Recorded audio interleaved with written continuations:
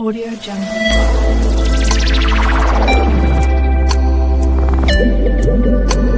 Audio Jungle. Hello दोस्तों, आप सभी का स्वागत है मेरे YouTube चैनल में द केमिस्ट क्लब। आज का जो सेशन है वो बहुत ही इम्पोर्टेंट होने वाला है, क्योंकि आज हमारे साथ एक बहुत ही स्पेशल गेस्ट जुड़ने वाले हैं जो मेरे बहुत ही खास फ्रेंड है। इनका नाम महेश दुबे है एंड ये PhD कर रहे हैं बनारस हिंदू यूनिवर्सिटी से। आज का जो वीडियो है, जैसा कि मैंने बताया, ये रिक्वेस्टेड है, तो आज ही हमसे बहुत ही खास टॉपिक पे डिस्कशन करेंगे कि BSc लाइफ कैसी होती है बनारस हिंदू यूनिवर्सिटी की। और हालांकि इन्होंने खुद वहाँ से बैचलर्स करी है, और IISc बैंगलोर का, जैसा कि मोस्ट ऑफ द स्टूडेंट्स ने पूछा था कि वहाँ का इंटरव्यू कैसा होता है, तो हम BSc इन BHU उसकी पूरी लाइफ, सारा कल्चर वो डिस्कस करेंगे। IISc बैंगलोर के इंटरव्यू के बारे में देखेंगे, और जो भी कुछ एक्स्ट्रा इन्फॉर्मेशन रहेगी उस पर भी बात करेंगे। हेलो महेश, आप बताइए कुछ अपने बारे में। Hello guys, this is Mahesh Dubey. Currently, I am doing PhD in Banaras Hindu University, Dham BHU. Okay Mahesh, it was nice hearing from you. And Mahesh, जैसा कि आप जानते हैं, आप खुद ही बनारस हिंदू यूनिवर्सिटी से हैं, आपने वहाँ से बैचलर्स करी है केमिस्ट्री के। तो आप कुछ बताइए उसका पैटर्न कैसा होता है, और जैसा कि आपने तो बिना कोचिंग के ही वो एग्जाम को क्रैक कर लिया था, तो आप बताइए कैसा पैटर्न होना चाहिए और कैसे प्रिपरेशन होनी चाहिए। BHU BSc का प्रिपरेशन, आपका जो 12th का सिलेबस है, आपको उसी का फोकस करके तैयारी करनी है। जो भी चैप्टर्स हैं आपको उनको अच्छे से तैयार करना है, क्वेश्चन की प्रैक्टिस करना है, और जेई लेवल के क्वेश्चन करने हैं, क्योंकि जेई लेवल का पैटर्न होता है। हम लोग के टाइम पे क्या हुआ था कि पेपर उसी लेवल का आया था, और हम लोगों ने जेई लेवल की तैयारी भी कर रहे थे उस टाइम, तो हम लोग को इसका बेनिफिट मिला था। और मतलब पेपर इजी आता है तो कट ऑफ आ ही जाता है, और हम लोग के टाइम क्या हुआ था कि पेपर टफ आया था, इसलिए कट ऑफ लो गया था। तो कहने का हम्म। मतलब ये है कि आपको अपना बेसिक्स ध्यान में रखना है, 11th 12th जो है, और जेई लेवल का प्रिपरेशन चाहिए इसमें। ओके, आपके कहने का मतलब है JEE लेवल की प्रिपरेशन चाहिए अगर हमें BSc केमिस्ट्री करनी है BHU से। तो वो तो जैसे 12th में हमारा फिजिक्स केमिस्ट्री मैथमेटिक्स तीनों सब्जेक्ट रहता है, तो मतलब तीनों में आपकी अच्छी पकड़ होनी चाहिए। आप क्या हाँ, कहेंगे? तीनों में अच्छी पकड़ होनी चाहिए। अगर कोई एवरेज स्टूडेंट है तो उसे तीनों में पकड़ बना के रखनी पड़ेगी। और वैसे भी अगर आप कोई दो सब्जेक्ट भी लेके चलते हो और उसमें आपकी हम्म। अच्छी पकड़ है, और हम्म। तीसरा सब्जेक्ट थोड़ा सा आपका कमजोर है, तो उसकी हम्म। कोई चिंता की बात नहीं है। आप दो अच्छे से तैयार करके चलिए, और तीसरे पे आपको तीसरे का तो कुछ चैप्टर आएगी ही, तो उसमें हम्म। विशेष दिक्कत आने वाली नहीं है। तो मतलब आप दो हम्म। सब्जेक्ट भी, केमिस्ट्री मैथ ले लो या मैथ फिजिक्स ले लो, तो तब भी आप ये क्रैक कर सकते हो एग्जाम। ओके ओके, आप मैथ्स के लिए, जैसे मैथ्स मोस्ट ऑफ द बच्चों के लिए थोड़ी टफ पड़ती है, तो आप मैथ्स के लिए जैसे कोई बुक से पढ़ते थे या कैसे आपने प्रिपेयर किया? मैथ्स के लिए तो RD शर्मा अच्छी बुक है, वो काफी अच्छा उसमें दिया है ऑब्जेक्टिव, तो आप वो हम्म। पढ़ सकते हो। ओके। केमिस्ट्री में जैसा कि मैंने बताया कि आप जेई मेंस के, IIT जेई के क्वेश्चंस लगाओ, और RC मुखर्जी पढ़ सकते हो, और हम्म। NCERT भी पढ़ सकते हो। बस केमिस्ट्री में इतना इनफ है।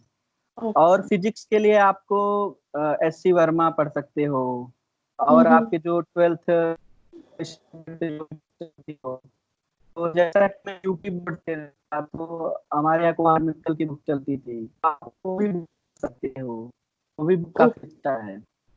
ओके ओके, मतलब बुक रीडिंग भी बहुत मस्ट है अगर हमें किसी एग्जाम के लिए प्रिपेयर कर रहे हैं तो। हाँ, और प्रैक्टिस मस्ट है। प्रैक्टिस मस्ट है। जैसा कि अभी हम BHU के बारे में ही बात कर रहे हैं, तो एक क्वेश्चन और उठता है दिमाग में, वो है कि हम अप्लाई कैसे करते हैं BHU में। तो कोई फॉर्म वगैरह इसके कब निकलते हैं और कब ध्यान रखना चाहिए, कुछ आपको आइडिया हो तो? फॉर्म इसके तो फरवरी में निकलता है, इसका फॉर्म फरवरी से लेके मार्च तक रहता है इसका फॉर्म, तो फरवरी में ओके। इसका फॉर्म आ जाता है। अच्छा, तो इनकी साइट पर जाके हमें चेक करते रहना पड़ेगा? हाँ, ओके। सो जैसा कि आप बीएचयू में रहे ही हैं, वहाँ से आपने बीएससी करी है, तो वहाँ का डिपार्टमेंट कैसा है? इनऑर्गेनिक, ऑर्गेनिक, फिजिकल का कौन सा ज़्यादा अच्छा डिपार्टमेंट है? किस बच्चे को उसको प्रेफरेंस देनी चाहिए? देखिए, अगर आप बीएचयू से बीएससी कर रहे हो तो जैसा मेरा केमिस्ट्री ऑनर्स था, हम्म। तो केमिस्ट्री ऑनर्स था यहाँ। मैंने क्या ऑब्जर्व किया कि मुझे यहाँ का ऑर्गेनिक केमिस्ट्री बहुत अच्छा लगा, क्योंकि ऑर्गेनिक की जो क्लास चलती थी वो काफी अच्छे अच्छे टीचर थे, और उनका हम्म। जो भी पढ़ाते थे उनका समझ में आता था। और हम्म। उसके बाद बात करते हैं इनऑर्गेनिक की। इनऑर्गेनिक भी हम्म। प्रोफेसर अच्छे थे, but as compare to organic उतने अच्छे मुझे नहीं लगे। और इसमें ओके। यहाँ सबसे लास्ट आता है फिजिकल। फिजिकल हम्म। में मतलब कि लड़कों को खुद पढ़ना पड़ता था। फिजिकल के भी ओके। टीचर अच्छे थे, बट उतना मुझे फिजिकल समझ नहीं आता था। और फिजिकल उतना मतलब अच्छा पढ़ाते भी नहीं थे। तो हम्म। मतलब मैं अगर कहूँगा तो ऑर्गेनिक यहाँ की सबसे अच्छी है। ओके, तो जिन बच्चों को ऑर्गेनिक में ज़्यादा रुचि है या अपना करियर उसमें देखते हैं, तो उनको यहाँ जाना चाहिए आपके हाँ, हिसाब उनको से? जाना है। हाँ, मेरे हिसाब से जाना चाहिए। ओके। सो वहाँ का अगर बात करें तो वहाँ का एग्जाम पैटर्न क्या होता है? जैसे वहाँ पर ईयरली सिस्टम है या सेमेस्टर वाला है नहीं, जो यहाँ पे बच्चों का है? सेमेस्टर सेमेस्टर सिस्टम है यहाँ पे। ओके, सेमेस्टर सिस्टम है, ठीक है। सो नेक्स्ट हम्म। क्वेश्चन आता है कि वहाँ पर हॉस्टल लाइफ कैसी है? वो तो मोस्टली इम्पोर्टेंट चीज़ है, मेस यहाँ की वगैरह, हॉस्टल हॉस्टल लाइफ। हाँ, हॉस्टल लाइफ बीएचयू की बहुत औसम है। अगर हम्म। कोई एक बार यहाँ बीएचयू हॉस्टल लाइफ जी लेता है तो फिर वो उसका मन नहीं करता कि वो फिर यहाँ से कहीं जाए। हाँ। ओके। तो जैसा कि मैं अपना एग्जांपल लेता हूँ, तो जब हम्म। मेरा एडमिशन हुआ था हम्म। तो उस टाइम मुझे हॉस्टल नहीं मिला था। हम्म। तो मेरे कुछ नंबर से रह गए थे, थोड़ा मेरे कम मार्क्स रह गए थे। तो ओके। उसकी वजह से जो है मैं बाहर रहता था, बाहर रूम ओके। लेके। तो काफी मुझे हम्म। स्ट्रगल करना पड़ता था, क्योंकि जहाँ क्लास होती थी वो काफी दूर होता था। और हम्म। बाहर रहने पे बिजली सही नहीं रहती थी, खाने पीने की हम्म। समस्या थी, पानी की समस्या थी, मतलब हर चीज की समस्या थी। हाँ हाँ। तो कहने का मतलब है कि आप इसकी तैयारी कर रहे हो तो आपको ये भी ध्यान रखना है कि आपको अच्छे नंबर भी लाना है, तभी आपको हॉस्टल हम्म। भी मिलेगा। तो हम्म। फिर सेकेंड सेमेस्टर में फिर जब दूसरी लिस्ट आई हॉस्टल की, तो उसमें मुझे हॉस्टल मिल गया। ओके। तो क्योंकि हॉस्टल में यहाँ आपको 24 घंटे बिजली मिलेगा, वाईफाई मिलेगा, मेस का अच्छा अच्छा खाना मिलेगा, पानी भी हम्म। बढ़िया मिलेगा, और एनवायरनमेंट भी अच्छा होगा, दोस्त हम्म। मिलेंगे आपको। तो हॉस्टल की लाइफ तो बहुत औसम थी। ओके। और एंड हाँ हाँ। आप यहाँ आईआईटी बीएचयू भी एक्सप्लोर कर सकते हो, वहाँ के मेस में भी खाना खाने जा सकते हो। आईआईटी बीएचयू के मेस का खाना बहुत अच्छा है यहाँ पे। Okay okay okay. सो आईआईटी बीएचयू और बीएचयू दोनों अलग है, क्योंकि मोस्ट ऑफ द बच्चे कंफ्यूज हो जाते हैं इसमें। नहीं, आईआईटी बीएचयू जो है बीएचयू का पार्ट ही है। तो ओके। वो हर आईआईटी की तरह उसकी भी वो अपना इंडिपेंडेंट है, बट ये बीएचयू का पार्ट है। तो कैंपस तो एक ही है इनका। हम्म। अच्छा, तो आपको डिग्री मतलब कौन देता है? बीएचयू देता है या आईआईटी बीएचयू देता है? नहीं, बीएचयू ही देता है। मैंने ओ- जैसा कि पहले आपको पहले ही बताया कि जैसे ये हर आईआईटी की तरह ये अपना ऑटोनॉमी है, ये अच्छा इंडिपेंडेंट है। हाँ, अच्छा। बस ये एक पार्ट है बीएचयू का। ओके। बट मुझे लगता है हाँ कि सिंस बीएचयू बहुत पुराना है, तो बीएचयू ज्यादा बेटर है बच्चों के लिए, क्योंकि स्टेब्लिश्ड है बहुत। हाँ हाँ, इसके एनआईआरएफ रैंकिंग 3 है, अच्छे अच्छा। इंडिया में इसकी रैंकिंग 3। हाँ, oh my God, this is really nice. आप आप चेक कर सकते हो हाँ जी एनआईआरएफ हाँ। रैंकिंग। ओके। नाइस। सो वैसे बीएचयू काफी पुराना तो है ही, ये तो बहुत मानी हुई विख्यात हाँ, यूनिवर्सिटी है। 1916 में स्टेब्लिश की गई थी ये। ओके। बिफोर ब्रिटिशर्स, जो ब्रिटिशर्स थे शायद उस टाइम पे। हाँ हाँ हाँ हाँ हाँ। Okay okay, nice. And Mahesh, एक चीज और जो बहुत इम्पोर्टेंट है वो है प्लेसमेंट। लाइक किसी को बीएससी के बाद प्लेसमेंट के लिए जाना चाहिए या नहीं, या फिर वहां पर कैसा है कुछ प्लेसमेंट का सिस्टम? मतलब यहाँ बीएससी में तो प्लेसमेंट नहीं होता है, पूरे हम्म। डिपार्टमेंट बीएससी में प्लेसमेंट नहीं होता है, तो आपको हम्म। एमएससी तो करना ही करना होगा। ओके। तो आप अगर एमएससी करते हो तब फिर अब यहाँ प्लेसमेंट होता है, तो आपको बीएससी के बाद एमएससी करना ही करना है। ओके। एंड वहाँ पे एक्सपोजर कैसा रहता है? वहाँ पे जैसे आपके डिपार्टमेंटल फेस्ट वगैरह होते हैं कुछ, कि बच्चे को हाँ हाँ एक्सपोजर मिले? हाँ, यहाँ एक्सपोजर तो बहुत ज्यादा है। जैसे यहाँ अब इंस्टीट्यूट ऑफ साइंस है तो इसका आकांक्षा और स्पंदन होता है। तो इस हम्म टेस्ट में डिफरेंट हर हर एक लीग होता है, क्रिकेट होता है, बास्केटबॉल होता है, मतलब हम्म हर चीज में आप भाग ले सकते हो। चेस में भाग ले सकते हो, डांस में भाग ले सकते हो। तो ये जो अच्छा करते हैं फिर वो स्पंदन में जाते हैं। ओके। सो तो यहाँ स्पंदन एक करिकुलम, बड़ा फेस्ट है? स्पंदन एक बहुत बड़ा फेस्ट है। ओके तो ओके। उसमें उसमें आईआईटी बीएचयू भी भाग लेती है। अच्छा, तो ये हम्म। केमिस्ट्री डिपार्टमेंट का होता है या पूरा कॉलेज ये का? पूरे पूरे इंस्टीट्यूट ऑफ साइंस का होता है। इंस्टीट्यूट ऑफ साइंस में ओके। जैसे जूलॉजी है, जियोलॉजी है, हम्म केमिस्ट्री है, मैथमेटिक्स है, फिजिक्स है, स्टैटिक्स है, हम्म। ये सारे डिपार्टमेंट्स आते हैं इंस्टीट्यूट ओके। ऑफ साइंस में। आप जैसे हाँ, कल एक बार एनालिटिकल केमिस्ट्री की भी बात कर रहे थे, तो वहाँ पर एनालिटिकल केमिस्ट्री का कैसा है सिस्टम, कोर्स और? एनालिटिकल का एनालिटिकल केमिस्ट्री का सिस्टम यही है कि आपको, जैसे आपका केमिस्ट्री ऑनर्स है तो आपको थर्ड ईयर में, मतलब फिफ्थ सेमेस्टर में इसके सिलेबस होते हैं। हम्म। तो इसका मतलब ये बेनिफिट है कि यहाँ जो एमएससी एंट्रेंस होता है उसमें इसके हम्म। क्वेश्चन पूछे जाते हैं। ओके। और यहाँ का जो बच्चा पढ़ेगा तो उसका क्लियर हो जाता है एनालिटिकल, क्योंकि यही हम्म पढ़ाया नहीं जाता है। तो हम्म। यहाँ के बच्चों के लिए एमएससी एंट्रेंस निकालना तो और इजी हो जाता है, क्योंकि उन्हें एनालिटिकल यहाँ पढ़ाया जाता है, यहाँ आया आता भी है। और इसके बाद यहाँ एनालिटिकल में स्कोप भी है। हम्म। यहाँ एमएससी में जो भी एडमिशन लेता है उसका प्लेसमेंट होता है, और पूरा प्लेसमेंट उसका होता है। और ऑर्गेनिक का भी यहाँ स्कोप है। ऑर्गेनिक और एनालिटिकल दोनों में यहाँ प्लेसमेंट होता है। और सबसे अच्छी इसमें एक और भी बात में ध्यान रखनी होगी कि आपको एमएससी में अच्छे ग्रेड लाने होंगे, तभी आपको ये दोनों मतलब स्पेशलाइजेशन मिल सकते हैं। अगर अच्छा। आप अच्छे ग्रेड लाएंगे तभी ये मिलेगा। इसमें मतलब कि वो रहती है एक तरीके से, कंपटीशन रहता है एनालिटिकल और ऑर्गेनिक में। तो ये ज्यादातर यही जाना चाहते हैं, क्योंकि उन्हें पता है कि हमें यहाँ प्लेसमेंट प्लेसमेंट हो मिलेगा। जाती है। और हाँ हाँ, जी। और इनऑर्गेनिक और फिजिकल में कोई प्लेसमेंट नहीं है। एक्चुअली ये पूरा वास्ट हो जाते हैं ये टॉपिक। हाँ, ये टॉपिक वास्ट हो जाते हैं। सही बात है। एंड वहाँ पे लाइब्रेरी फैसिलिटी कैसी है? हाँ, तो यहाँ लाइब्रेरी जो है बच्चों को पढ़ने के लिए सेंट्रल लाइब्रेरी है, साइबर लाइब्रेरी है। सेंट्रल हम्म लाइब्रेरी में मतलब आपका जो भी बीएससी सेमेस्टर चल रहा है, एमएससी चल रहा है सेमेस्टर, आप वहाँ से बुक इशू करा सकते हो हम्म। 2 महीने के लिए। मतलब आपको बाहर से बुक भी लेने की कोई जरूरत नहीं है। और ओके। सेंट्रल लाइब्रेरी वहाँ जो है आप सुबह 9 से 9 तक पढ़ सकते हो। अच्छा वातावरण है वहाँ पे। और हम्म। साइबर लाइब्रेरी वो 24 घंटा वो ओपन रहता है, वो फुल्ली एसी है।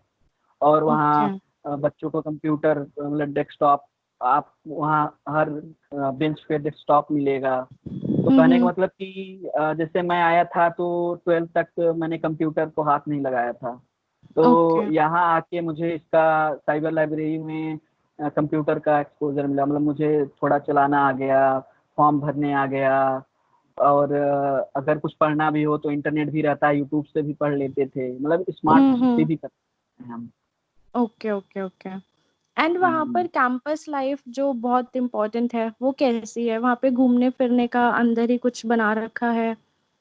हाँ, यहाँ अंदर आपको सब मिल जाएगा। मतलब विश्वनाथ टेम्पल है वहाँ पे, संडे संडे या सैटरडे सैटरडे लोग घूमने जाते हैं।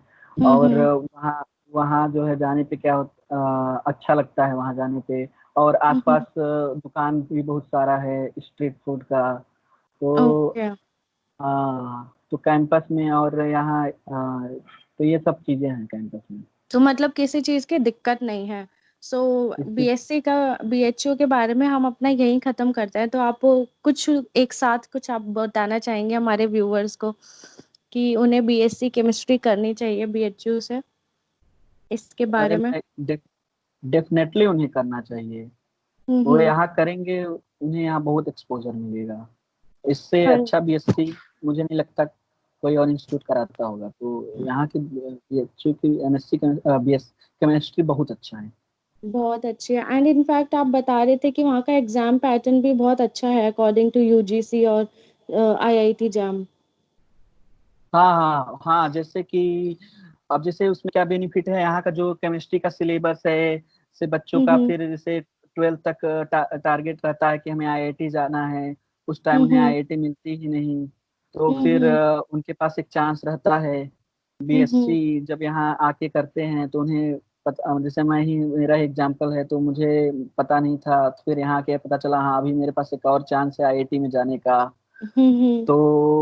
तो आईआईटी जैम के थ्रू हम लोग जा सकते हैं। तो यहाँ का जो बीएससी केमिस्ट्री का सिलेबस होता है वो हम्म। लगभग जो है आईआईटी जैम केमिस्ट्री से मैच करता है। ओके। तो आपका मतलब कि आप का जो केमिस्ट्री का सिलेबस पूरा मैच करता है, तो आपको आसानी रहेगी आईआईटी जैम में हम्म। जाना। और आपका चीजें पहले से प्रिपेयर रहेगी। केवल हाँ आपको जी। मतलब उसकी ऑब्जेक्टिव प्रैक्टिस क्वेश्चन की करनी पड़ेगी। प्रैक्टिस करनी पड़ेगी। कॉन्सेप्ट तो आपके पहले ही क्लियर रहेंगे।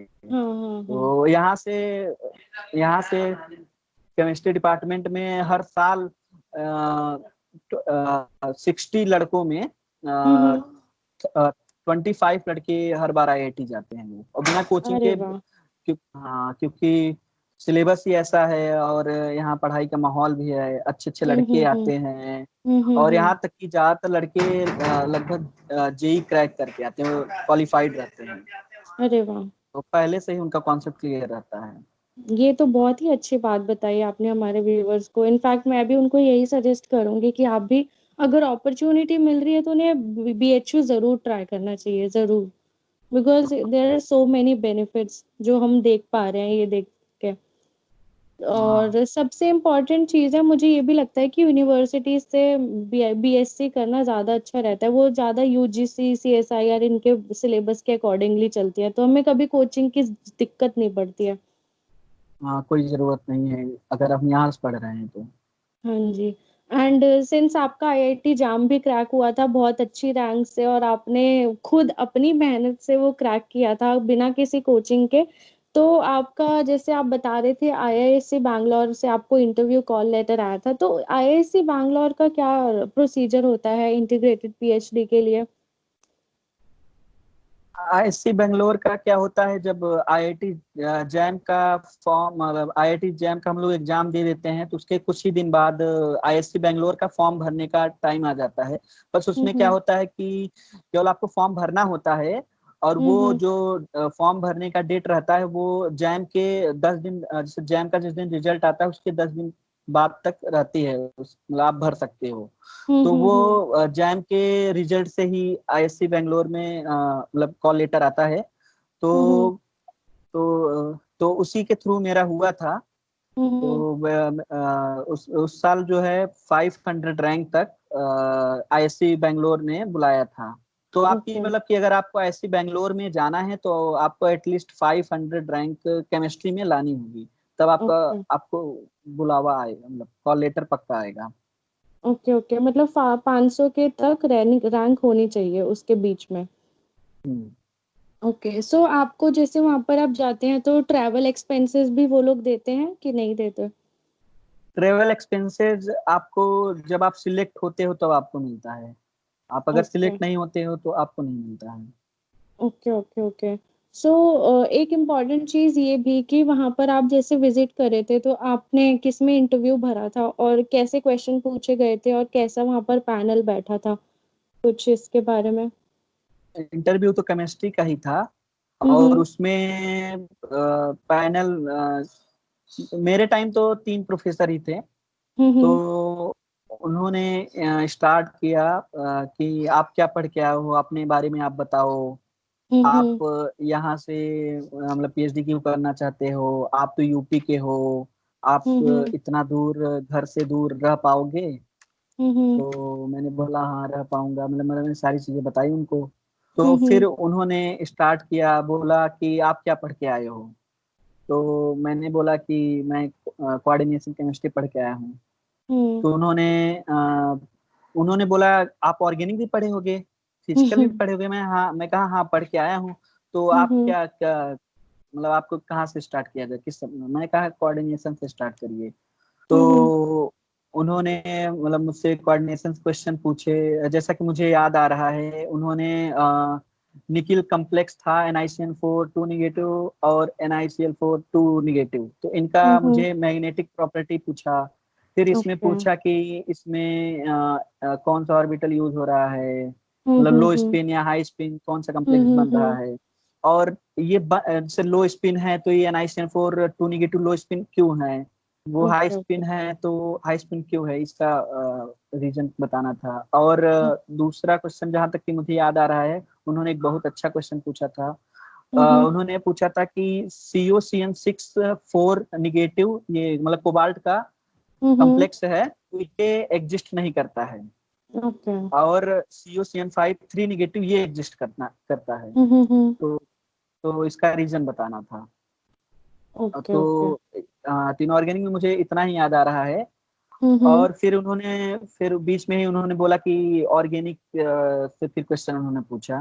तो ऑर्गेनिक का मुझे याद आ रहा है कि एलिफेटिक एल्कीन था, तो उसमें 6 कार्बन था, पहली पोजीशन पे डबल बॉन्ड था, 6 पोजीशन पे OH लगा था। तो उसकी रिएक्शन एंटी ब्रोमिनेशन कराया गया था। हाँ, तो फिर उसके बाद एक दो क्वेश्चन और भी मुझसे पूछे गए थे ऑर्गेनिक में, मुझे याद नहीं आ रहा है। और एक बात और बताना चाहूंगा कि वो हमारी हेल्प भी करते हैं। अगर हम कुछ भूलते रहते हैं तो वो हमारी मदद करते हैं कि आप कहते हैं सोचो और सोचो, interview type.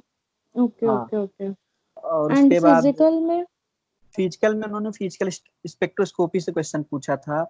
Okay. H2O, CO2, इन सब के वाइब्रेशनल मोड बताने थे। फिर उसमें बताना था रोटेशनल कितना है, ट्रांसलेशनल कितना मोशन कर रहा है। सो तो ये फिजिकल में मॉलिक्यूलर स्पेक्ट्रोस्कोपी अच्छी मॉलिक्यूलर होनी स्पेक्ट्रम। चाहिए। हाँ, और एक मैं बात बताना चाह रहा हूँ कि देखिए, आप वहाँ इंटरव्यू देने जाइए, घबराइए मत, वहाँ कॉन्फिडेंस रहिए। और हम्म वो क्वेश्चन आसान ही पूछते हैं, वो हम्म। वहाँ आपका कॉन्फिडेंस चेक करते हैं। और ओके इंटरव्यू ज्यादा 15 से 20 मिनट का होता है।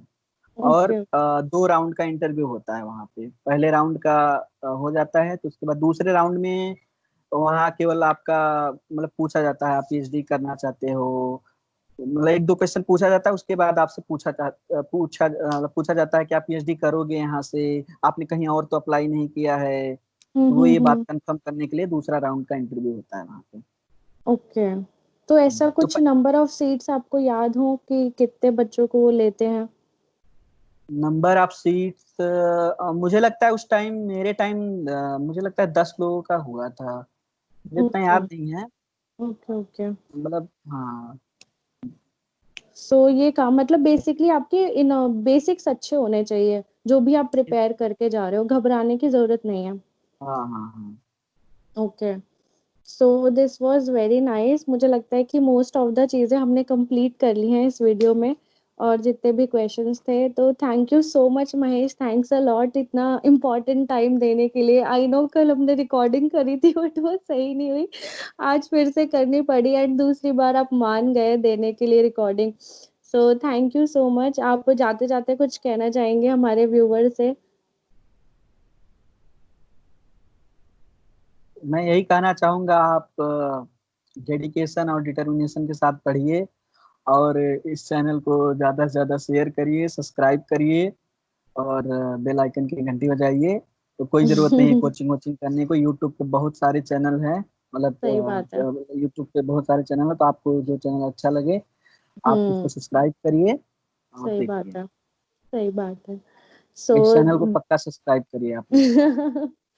Thank you Mahesh. And so दोस्तों, आज की ये वीडियो मैं यहीं पर एंड करती हूँ। So this was all about our exams और इंटरव्यू कैसे पूछे जाते हैं किसी भी यूनिवर्सिटी के, तो ज़्यादा घबराने की ज़रूरत नहीं है। बाकी आप अपनी तैयारी पूरी रखिए और अपनी डेडिकेशन के साथ मेहनत करिए जिस चीज़ के लिए भी आप मेहनत कर रहे हैं। एंड प्रैक्टिस जो बहुत इंपॉर्टेंट है, तो प्रैक्टिस करते रहिए। सो आज हमने ये इम्पोर्टेंट टॉपिक्स को कवर किया। अगली बार फिर आएंगे कुछ नए वीडियो के साथ और कुछ नए कॉलेजेस के इंटरव्यू पैटर्न के साथ। सो बाय बाय दोस्तों, take care and please subscribe my channel. ha ha ha ha ha